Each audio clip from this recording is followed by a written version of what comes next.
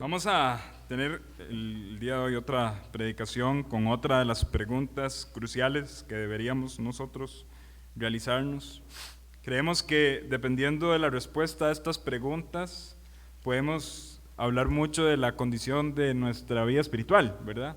Pastor Mike el domingo pasado realizaba preguntas también que son cruciales. En este caso, ¿quién es Jesús? Y dependiendo de la respuesta que nosotros demos a esa pregunta, podemos definir mucho acerca de nuestro cristianismo, ¿verdad? Por otro lado, podemos mencionar la otra pregunta que se hizo el domingo pasado en este horario y preguntamos qué es la iglesia. Y dependiendo de la respuesta a esa pregunta, podríamos incluso definir también mucho de la calidad de nuestro cristianismo. Incluso, mis hermanos, podríamos preguntar qué es el infierno, que fue lo que vimos hoy, o es el infierno real, que fue lo que vimos hoy en el culto de la mañana.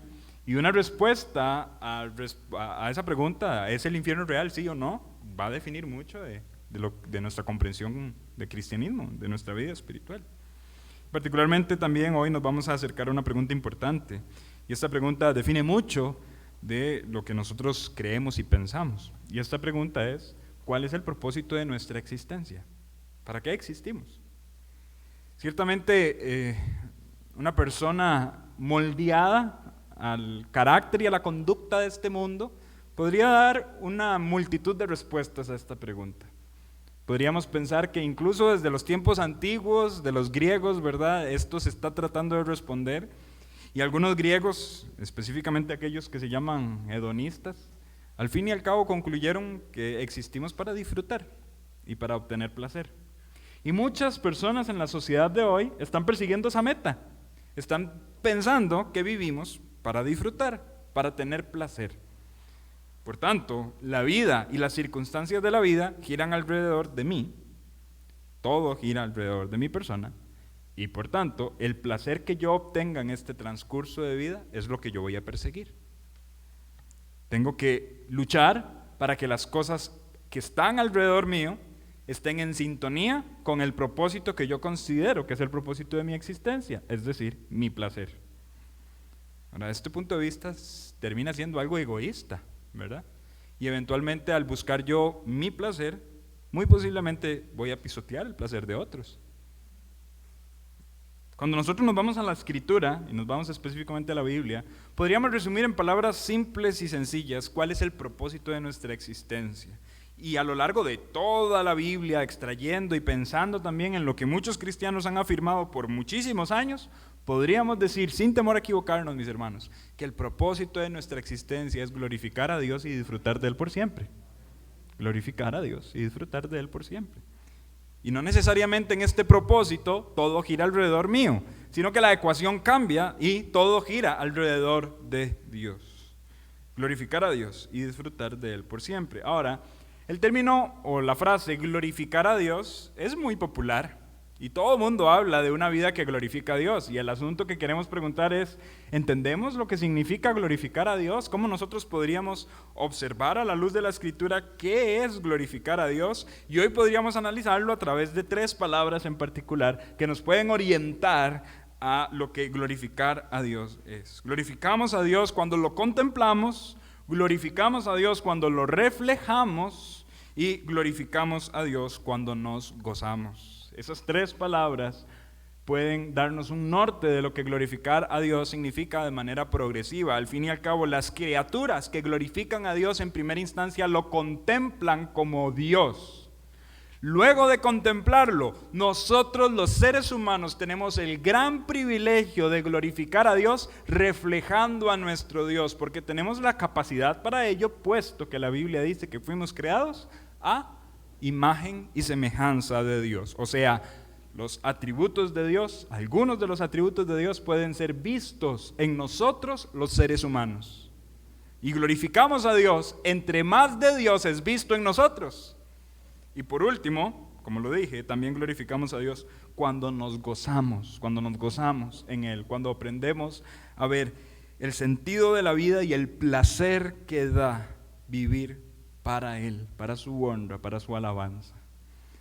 No es el texto que vamos a estudiar hoy en particular, pero le voy a pedir primeramente que me acompañe a Génesis, capítulo 3.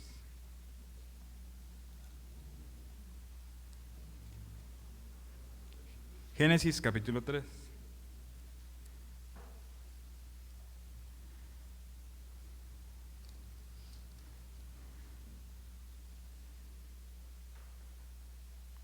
Antes de leer capítulo 3, algunos versículos, voy a retroceder a capítulo 1, versículo 26, que es lo que nos da base de lo que vamos a estar hablando.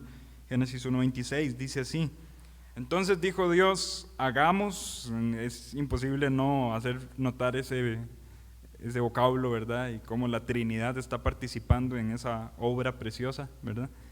Hagamos al hombre a nuestra imagen, conforme a nuestra semejanza, y señoree en los peces del mar, en las aves de los cielos, en las bestias, en toda la tierra, y en todo animal que se arrastra sobre la tierra. Y creó Dios al hombre a su imagen, a imagen de Dios lo creó, varón y hembra los creó. Y los bendijo Dios y les dijo: fructificad y multiplicaos, llenad la tierra y sojuzgadla, y señoread en los peces del mar, en las aves de los cielos y en todas las bestias que se mueven sobre la tierra. Dios es un Dios que desde la creación se ha ofrecido a sí mismo como un Dios de autoridad. Dios es la autoridad máxima de todo lo que nosotros podríamos imaginar, porque precisamente Él creó todo con el aliento de su boca. Y Él es autoridad sobre su creación. Cuando Él crea al hombre a su imagen, es decir, como lo dije anteriormente, con la capacidad de reflejar algo del carácter y de los atributos de Dios. Y este algo de Dios que el ser humano puede comunicar que las demás criaturas no comunican, en este sentido es autoridad también. El hombre le fue dada la responsabilidad de señorear. Y hacer bien su función de señorear va a reflejar mucho de lo que Dios colocó en esa persona, de la imagen que Dios colocó en esa humanidad. Sin embargo, el asunto cambia en Génesis capítulo 3. Génesis capítulo 3. Vamos a leer desde el versículo 1. La serpiente era astuta más que todos los animales del campo que Jehová había hecho, la cual dijo a la mujer: con que Dios os ha dicho, no comáis de todo árbol del huerto. Les pregunto, ¿a quién está contemplando la mujer? A la serpiente. En este momento en particular, la mujer está contemplando a la serpiente. ¿Se recuerdan que glorificar a Dios implica contemplarlo, luego reflejarlo y por último gozarnos en Él? En este caso en particular, la mujer se está alejando de glorificar a Dios y no está contemplando a Dios, sino que está contemplando a la serpiente y las palabras de la serpiente. Una serpiente que era astuta y una serpiente que empieza sembrando una semilla de duda con una mentira. Con que Dios os ha dicho, no comáis de todo árbol del huerto. ¿Es esto cierto, hermanos? Con que Dios os ha dicho, no comáis de todo árbol del huerto. Eso es mentira. ¿De cuántos árboles les dijo Dios que no comieran? De un árbol en particular. Pero cuando usted se pone a pensar, Satanás siembra, él logra su objetivo de sembrar duda en lo que Dios había dicho, ¿verdad? Sigue diciendo, la mujer responde, y la mujer respondió a la serpiente: del fruto del árbol del huerto podemos comer, pero del fruto del árbol que está en medio del huerto, dijo Dios, no comeréis de él, ni le tocaréis, para que no muráis.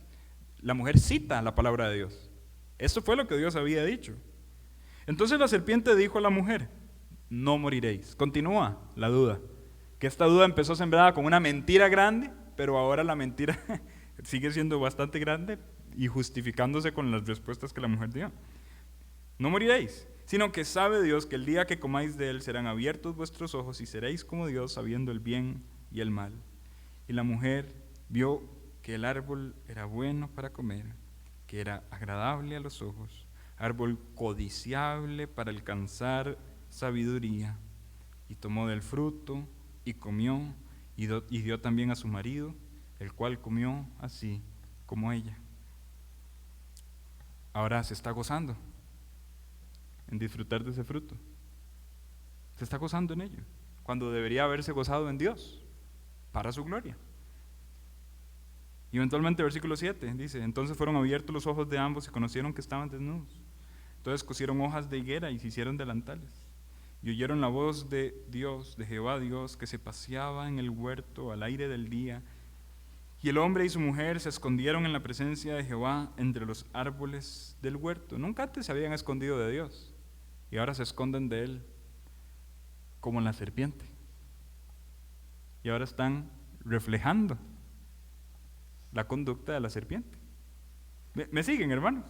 Se están desviando completamente de cómo glorificar a Dios por pensar en sí mismos, y están incluso cambiando la ecuación de Génesis 1, 26, 27 y 28, donde ellos comunicaban la autoridad de Dios señoreando sobre las bestias. En este punto en particular, ellos están siendo señoreados por una serpiente. Y ahora todo está al revés. Y ellos no están glorificando a Dios, sino que se postraron en idolatría ante primeramente su propio placer y también ante la solicitud de la serpiente. Cuando Cristo Jesús vino a morir, Él fue sepultado y Él resucitó, Él precisamente vino a restaurar esto en nuestros corazones. Él quiere que nosotros le contemplemos, Él quiere que nosotros le reflejemos y Él quiere que nos gocemos en Él. ¿Y cómo Él puede restaurar esto? Precisamente a través de la salvación que actúa en nuestras almas, en nuestras vidas, y a través de la obra preciosa que nosotros podemos contemplar que Él hizo a nuestro favor. Cuando nosotros ahora observamos a Cristo y ponemos y depositamos nuestra fe en Él, podemos retornar a nuestro diseño original de contemplar a Dios, reflejar a Dios y gozarnos en Dios. Y hay un pasaje en el que me quiero detener el día de hoy, donde vemos a una persona llenando su boca precisamente de esto. Y le voy a pedir que me acompañe a Romanos capítulo 11. Romanos capítulo 11.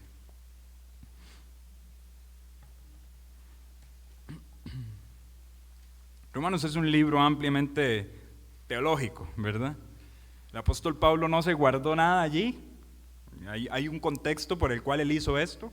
Tenemos que recordar que el apóstol Pablo no conocía a los creyentes, o al menos a todos los creyentes que estaban en Roma, no los conocía. De hecho, Pablo no había estado allí en ese momento. Él incluso menciona, yo tengo ganas de ir donde ustedes, pasar por ustedes y ser encaminado a España, ¿verdad? Él no conocía en ese momento en particular el sitio. Conocía a algunas personas que estaban en Roma. Por ejemplo, él le manda saludos allí a Febe, ¿verdad?, que se menciona en los últimos capítulos. Hay personas que él manda con sus nombres, saludos a varios de ellos, pero él no había estado allí particularmente hablando. El asunto del contexto de Roma, ya lo hemos hablado en otros sermones anteriormente, es que Roma era una situación bastante particular. En primera instancia era una ciudad donde a causa de la persecución muchos cristianos habían huido y se habían situado allí. Cristianos que en este caso en particular eran judíos. Pero hubo un edicto de un emperador en un momento particular de la historia donde se expulsaron a todos los judíos de Roma. Pero ya ahí había iglesia, habían judíos. Cuando estos judíos tuvieron que salir de Roma, la iglesia que quedó en Roma era una iglesia gentil, una iglesia solo de gentiles. Pasados 2 años del edicto de este emperador, se permite que los judíos vuelvan a Roma, y cuando los judíos vuelven a Roma, los judíos cristianos se encuentran una iglesia gentil. Ellos empiezan a ver sus costumbres y sus tradiciones y empiezan a contrarrestarlo con lo que la iglesia gentil está haciendo para adorar a Dios. Y empiezan a ser celosos de los estándares de los rituales de su ley. Y empiezan a decir, esto es imposible. Tenemos nosotros los de la circuncisión que rescatar el asunto. Pablo se entera de esto y Pablo escribe una carta precisamente para hablar a estos cristianos dónde debe estar la base firme de la confianza de nuestra salvación, no en nuestra circuncisión, no, sino en la justificación que es a través de la fe. Y el apóstol Pablo desarrolla toda esta idea a lo largo de los primeros capítulos y empieza a hablar que el ser humano es un ser humano en una condición caída, que estamos muertos en nuestros pecados, no hay justo ni aun uno, pero a través de la fe podemos ser justificados por Cristo Jesús, y ya no es un asunto de si estamos en la circuncisión o en la incircuncisión, sino que los hijos de Abraham son los hijos de la fe. Todos los que crean en el Señor Jesucristo serán salvos, judíos y gentiles. El evangelio es poder de Dios para salvación al judío y al gentil y al griego. El apóstol Pablo está desarrollando esta idea. Eventualmente él habla a los israelitas y él dice, Dios va a hacer una obra en Israel, Dios va a levantar esos corazones, Dios va a salvar.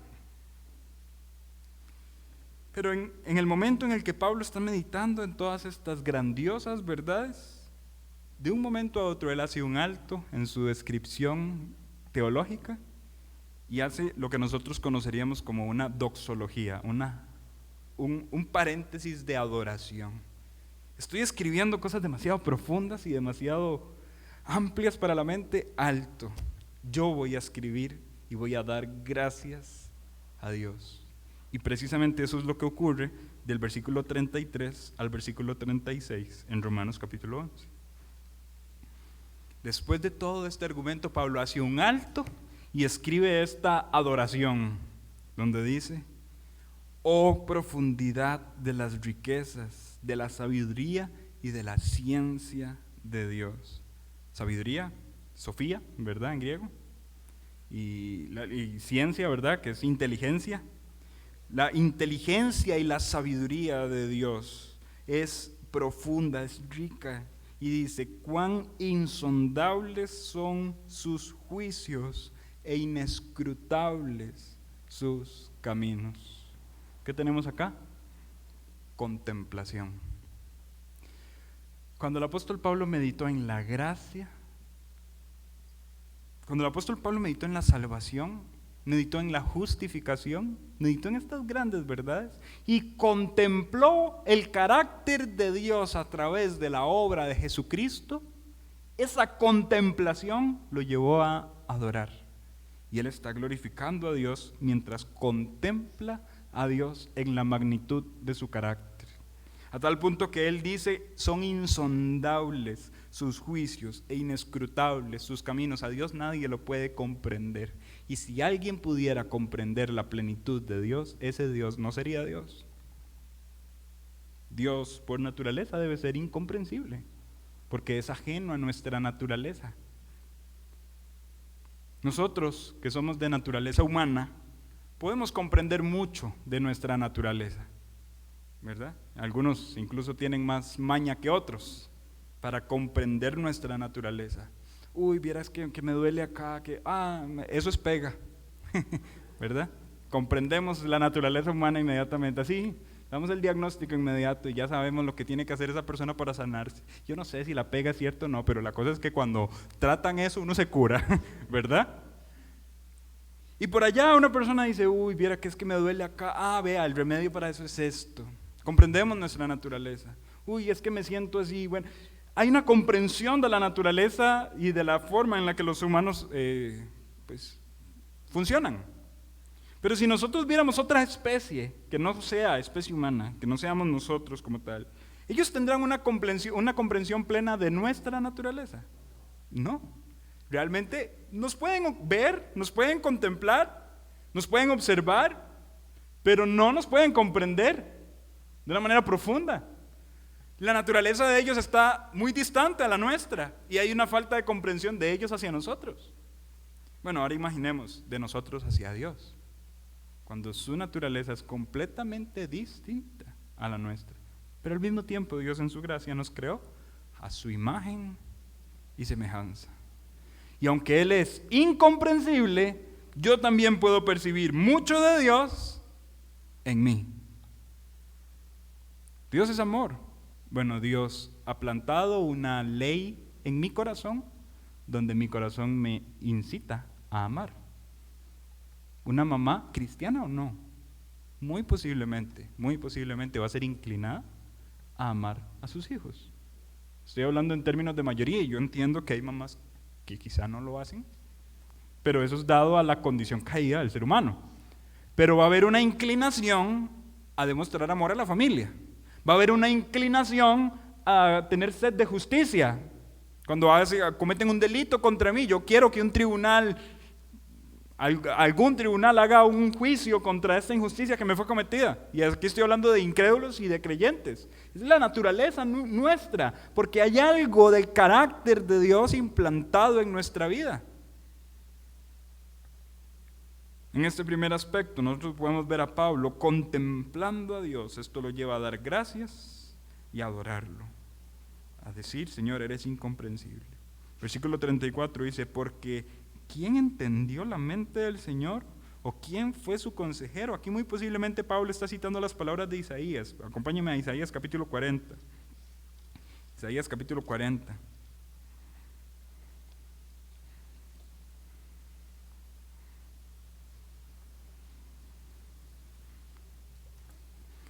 Vamos a leer a partir del versículo 12.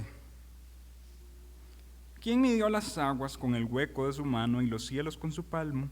Con 3 dedos juntó el polvo de la tierra y pesó los montes con balanza y con pesas los collados. ¿Quién enseñó al Espíritu de Jehová o le aconsejó enseñándole? Y aquí muy probablemente está la cita de Romanos.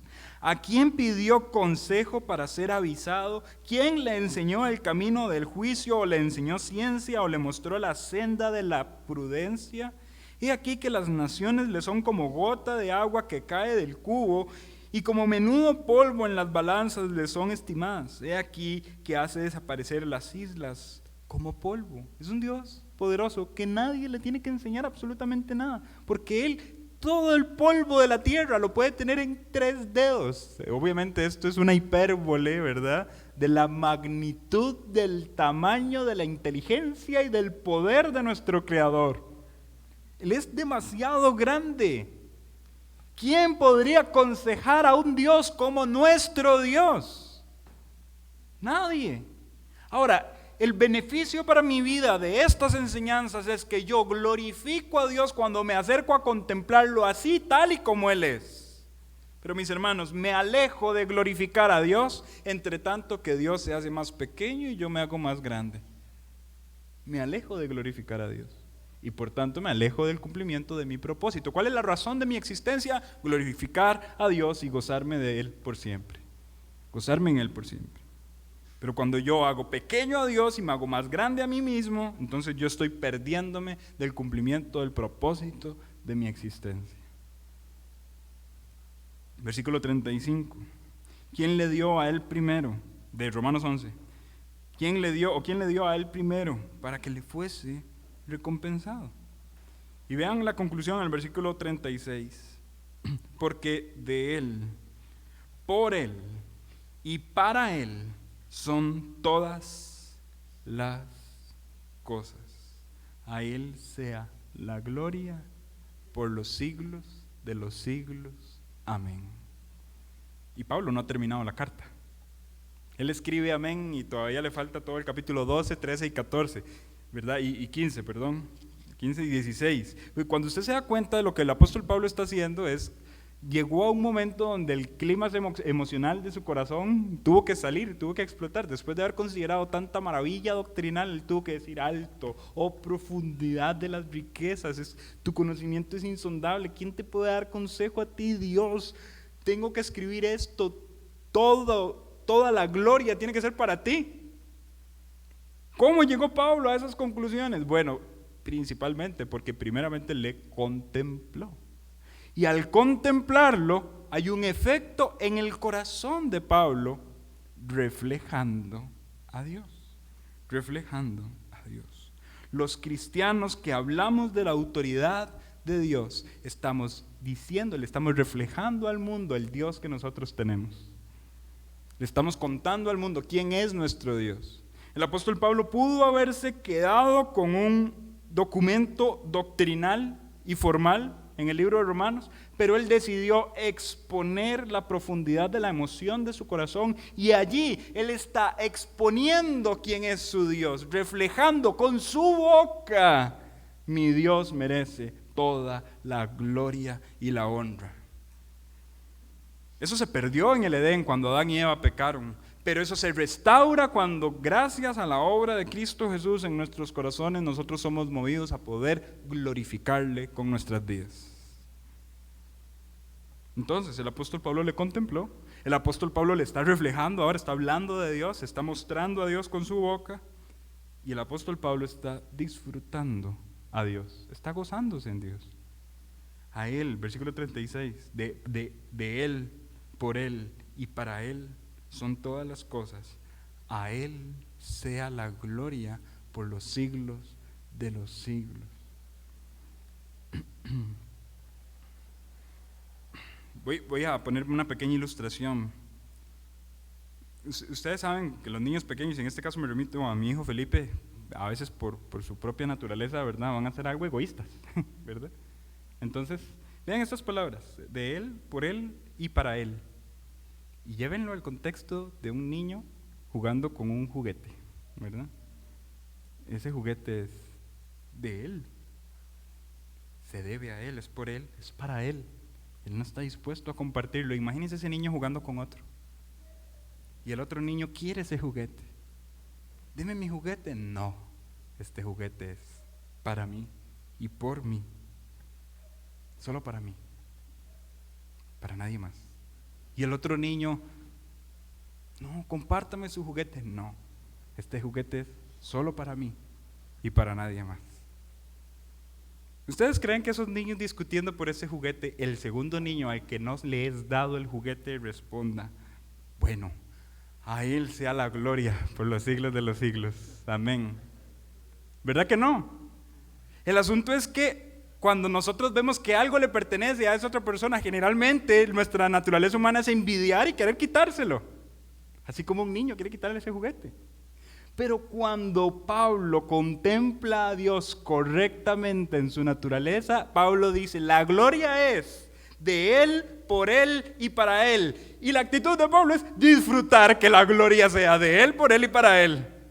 Señor, yo no se la quiero quitar, yo quiero disfrutar que usted sea el único digno merecedor de toda la gloria. Pero a veces nos comportamos como el niño que pelea por la gloria. Y Dios nos dice, la gloria es mía. De hecho, Isaías capítulo 48, si no me equivoco, yo no compartiré mi gloria con nadie. Y le decimos, no, démelo. No, démelo. Yo también quiero. Démelo, compártelo conmigo. Yo también quiero. Y cuando empezamos en esa lucha, no disfrutamos a Dios, porque queremos la gloria para nosotros. Dios no compartirá su gloria con nadie, porque es suya. Solo Él la merece y solo en sus manos esa gloria puede estar en el mejor estado posible, ¿verdad? Solo en sus manos. Él no la va a compartir con nosotros. No seamos necios, tercos en insistir, recibir la gloria que no merecemos y que no somos capaces de retener. Más bien, veamos al apóstol Pablo con su ejemplo. El apóstol Pablo está disfrutando que Dios posea la gloria y que la gloria sea de Él, por Él y para Él. ¿Cómo puedo yo disfrutar que Dios sea el merecedor de la gloria? Pues entendiendo que en mis manos la gloria no va a tener ningún propósito. En mis manos, yo me voy a morir. ¿Qué va a pasar con esa gloria? No, pero Dios es eterno. Él la va a retener. Él la merece, Él es digno, yo no. Yo me complazco, me gozo, estoy contento cuando Él merece lo que yo no puedo merecer. Mis hermanos, ¿vivimos así nosotros? ¿Vivimos así gozándonos en que Dios sea el único merecedor de gloria? No lo hacemos cuando pecamos. De hecho, el rey David en el Salmo 51, en algún momento, mientras se estaba arrepintiendo, dijo, Señor, devuélveme el gozo de tu salvación. ¿Por qué?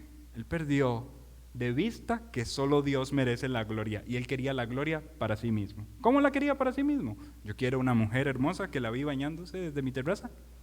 Yo quiero que ella venga y duerma conmigo. Yo quiero tener relaciones con ella.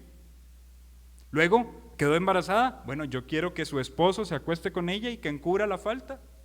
No sucedió el plan. Yo quiero que el esposo muera en la guerra. Gloria, gloria, gloria. Todo tiene que girar, cada circunstancia tiene que girar alrededor de la vida de David. Y David, cuando empezó a retener la gloria para sí mismo, ¿qué pasó con su vida?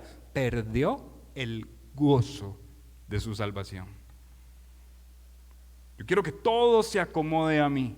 Y en su momento, cuando fue confrontado por el profeta y eventualmente cayó de rodillas, su culpa fue perdonada en ese instante en el que él se arrepiente de sus pecados y él ora al Señor y dice, devuélveme el gozo de tu salvación. ¿Dónde está el gozo de nuestra salvación? En reconocer que es Dios quien merece la gloria y no nosotros. Amén. Y allí podemos disfrutar nuestra salvación. Cuando le demos a Dios lo que Él merece y nos quedemos nosotros con lo que a nosotros nos corresponde, alabarlo a Él, glorificarlo a Él, honrarlo a Él, no ser objeto de culto. Nosotros no somos objeto de culto, Dios es objeto de culto. Otras personas también les sucedió algo parecido, donde perdieron el gozo de su salvación. ¿Se recuerdan al profeta Jonás? Él debía estar gozoso de que Dios lo utilizara como un instrumento en sus manos para redimir a una nación impía. Pero él estaba pensando en sí mismo. Humanamente hablando, justificable el criterio de Jonás, humanamente hablando. Porque cuando usted se pone a pensar quiénes eran los ninivitas, eran bárbaros con respecto a las demás naciones y con los israelitas. Torturaban a las personas a las que ellos capturaban. Incluso les cortaban las extremidades para hacer burla de ellos. Los ninivitas, a la percepción de Jonás, ellos no merecían el perdón. Ellos no lo merecían. Pero Jonás se estaba poniendo en el lugar de Dios. Pero cuando Dios dice, Jonás, alto, es que yo los quiero salvar para mi gloria. Porque yo, por mí, para mí y por mí, es toda la gloria. Yo los quiero salvar para mi gloria. Jonás, a usted no le corresponde ser un juez de la moral de los ninivitas. Yo los quiero salvar. Y Jonás dice, no, yo no me voy a prestar para eso. Jonás dejó de disfrutar su salvación por pensar para su gloria. Él estaba pensando en su propia moral, en su propia conducta, en el qué dirán de los demás, que vean a Jonás, va a ir a predicar misericordia a los ninivitas. Hermanos, y así yo puedo seguir haciendo un análisis de un montón de personajes bíblicos que perdieron de vista el placer de disfrutar el hecho de que Dios tenga la gloria. Pero ahora para nosotros, la iglesia, disfrutemos que Dios es el merecedor de la gloria. Porque nosotros como comunidad también podemos perder de vista esto. El mayor ejemplo lo puedo observar, y de hecho con esto estoy próximo a terminar. Le voy a pedir que me acompañe a Apocalipsis. Capítulo 3. Apocalipsis, capítulo 3.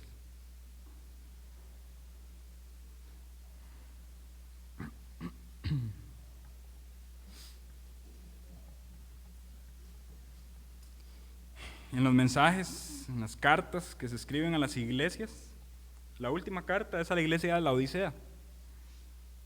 Y dice así el mensaje de Dios a esta iglesia. Escribe el ángel de la iglesia en la Odisea.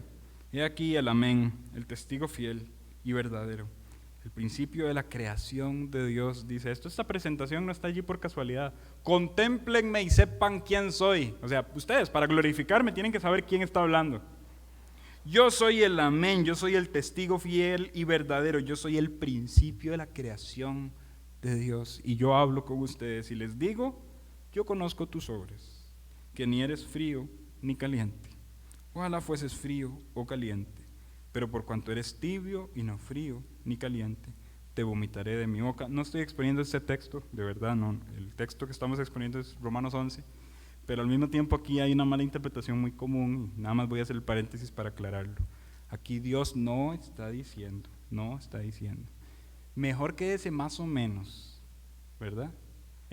No esté más o menos, o mejor se queda 0-0 o 100-100.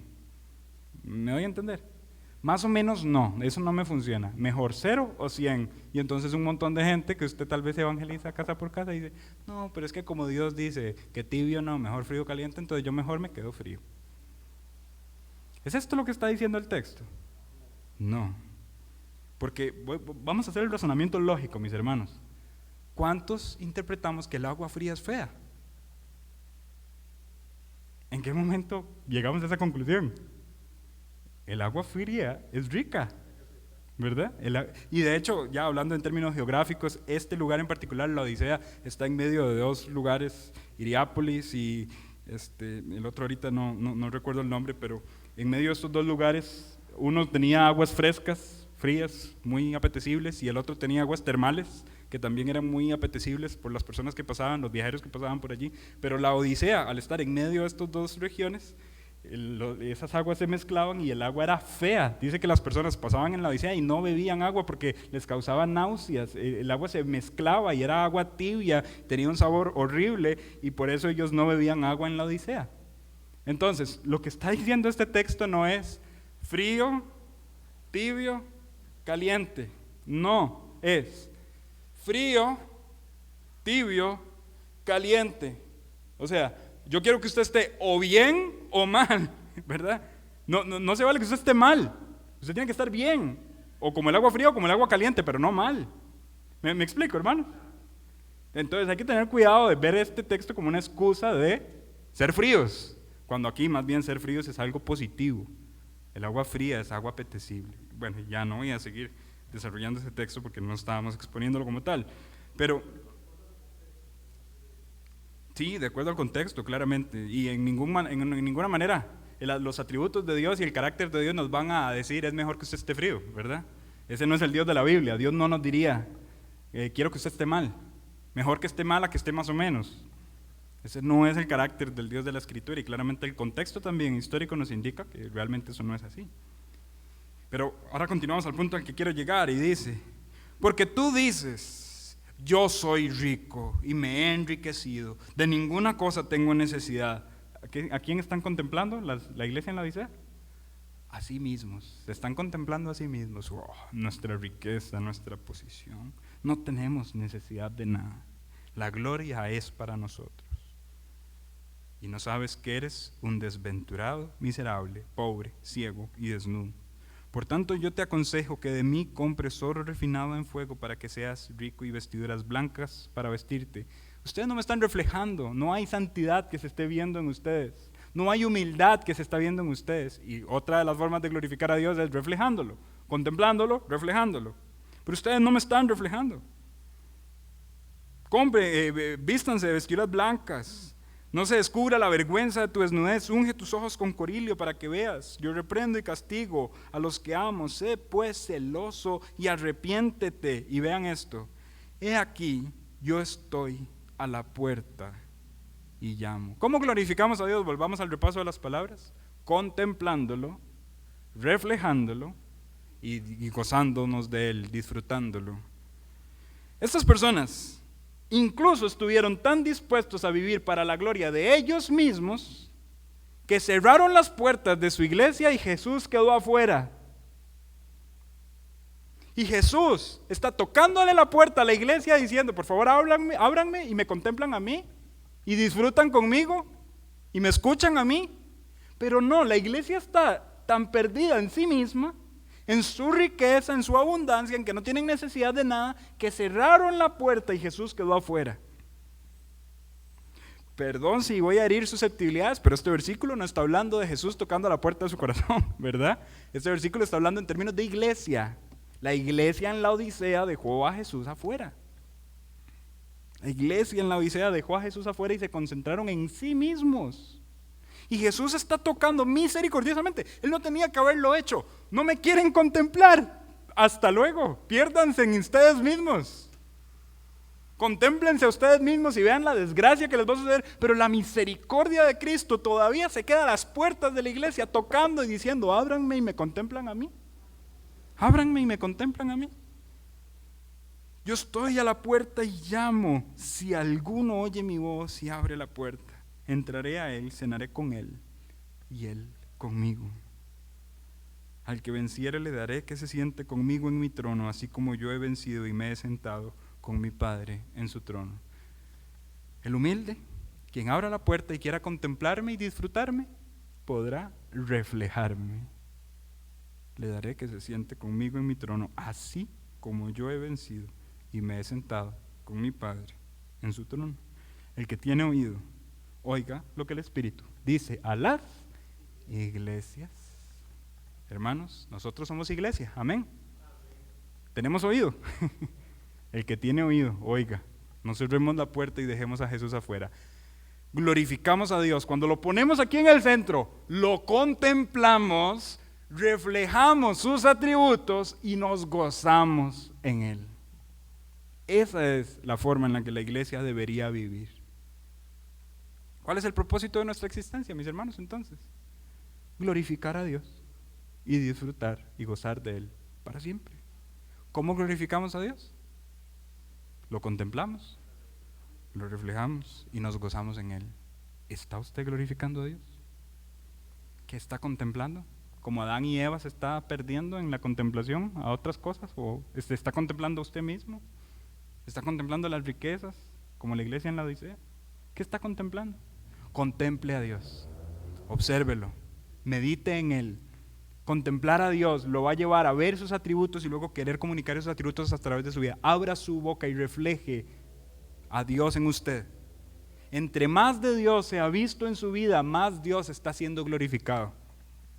Comunique a Dios, refleje a Dios y gócese en Él. Gócese en Él. Y esta es la forma en la que nosotros podemos glorificar a Dios. Y al fin y al cabo, mis hermanos, este es el propósito de nuestra existencia. No una vida que gira alrededor de nosotros, sino una vida que gira alrededor de Dios. El libro de Isaías dice: todos los llamados de mi nombre, para gloria mía los he creado, los formé y los hice. Yo giro alrededor de Dios. Y Dios es el único digno de toda la honra y la gloria por los siglos de los siglos. Amén. Esto implica mi vida, mis acciones, mis pensamientos, mi conducta. Tiene que girar alrededor de la gloria que Dios merece recibir. Amén. Vamos a terminar orando entonces.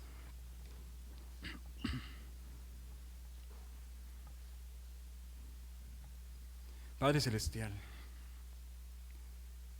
tu invitación es clara y nos estás moviendo a una vida que glorifique tu santo nombre. Y perdónanos en el momento en el que nos hemos desviado. Hemos dejado de contemplarte tal y como tú eres, hemos dejado de reflejarte en nuestras vidas, hemos dejado de gozarnos en ti, de disfrutar en ti. Perdónanos cuando así hemos actuado, Señor. Perdónanos cuando nos ponemos a nosotros en el centro de la órbita y pensamos que todas las circunstancias tienen que acomodarse a nuestro favor. Perdónanos si creemos que el placer es la meta de la vida. Ayúdanos a estar seguros y conducirnos en una vida en la que tú seas el centro y en la que tu gloria sea nuestro propósito de existencia. Ayúdanos a entender lo que glorificarte a ti significa. Ayúdanos a contemplarte tal y como tú eres y no permitas que nuestros ojos se desvíen. Ayúdanos a reflejarte, al abrir nuestras bocas, al vivir nuestro testimonio, Señor. Así como Pablo abrió su boca y tuvo que hablar de ti, alabándote, Señor. Así nosotros queremos que nuestras bocas y nuestra conducta hablen de quién eres tú y te reflejemos, Señor. Ayúdanos también, Padre bueno, a gozarnos en ti, a no querer robarte la gloria para nuestro placer, sino a poder gozarnos de que tú poseas la gloria, porque solo tú eres digno de tenerla, Señor. Gracias por tu palabra, gracias por los hermanos que han estado acá atentos a la predicación. Gracias también por los niños que están escuchando y están con los otros maestros. Te pedimos tu bendición y tu guía y que nos ayudes a cómo a hacer una iglesia, Señor, que te glorifique, que tú estés dentro, que tú estés en el centro, que tú estés siendo contemplado. No permitas, Señor, que esta tu iglesia te deje afuera de las puertas y nos concentremos en nosotros mismos. Ayúdanos, Señor, a ser la iglesia que tú quieres que seamos. Oramos y te pedimos también que nos lleves con bien a nuestras casas y te damos gracias. En el nombre de Cristo Jesús. Amén. Amén. Hermanos.